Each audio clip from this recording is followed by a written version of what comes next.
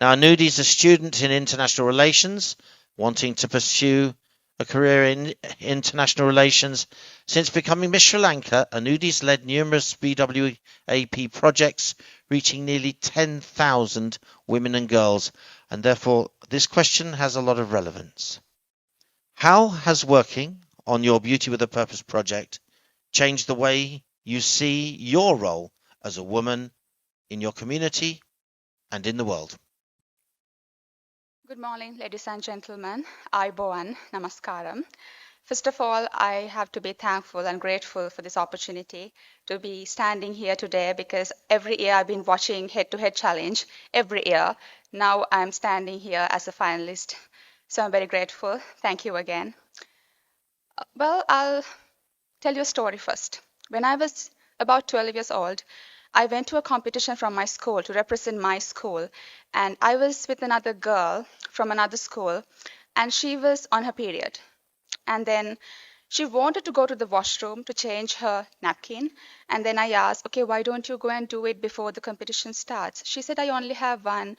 I'm not, I don't have many, so I can't use it. I don't want to waste it. At that time, I was like, why does this happen? What does she mean? Because I never had that problem growing up. And then I did my research in the university on the criminalization of marital rape in Sri Lanka because it is not criminalized yet, like in many other countries, and that's a problem. I wanted to investigate the connection between the level of awareness women have about their women's rights and the process of criminalization, because I believe in order to speak up against this violence, you have to have a knowledge about your rights. Other than that, you don't have any sort of opportunity to talk about it. And then only I found about period poverty. I realized besides violence, they are also going through period poverty. They are not just victims of menstrual poverty, they are also victims of violence, both at the same time. So I started my project after that. And then I realized I started this project to give back, but I'm also receiving something back. This is just purpose giving back and forth. And I have helped over 10,000 women and girls.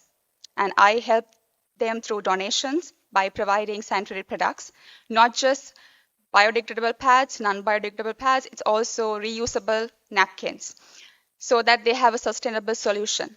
And second, the awareness, because I believe awareness is key. You can give a napkin, but you can only use it once. But awareness will pass through generations. So when we do awareness programs, we try to target the audience that we are talking to. As an example, for young children, we are talking about how menstruation happens, what happens inside your body, and what you should be doing when it happens. And for older women, we talk about menopause, we talk about contraception, we talk about sexual health. Because I believe when it comes to awareness, it has to be suitable with the audience as well. And then the third thing is policy recommendation. Time. In Sri Lanka, the rate on sanitary napkin is 51%, and we had to reduce it. So I met the Prime Minister of my country to talk about it. At the end of the day, I realized by trying to give them something, I also received a sense of purpose.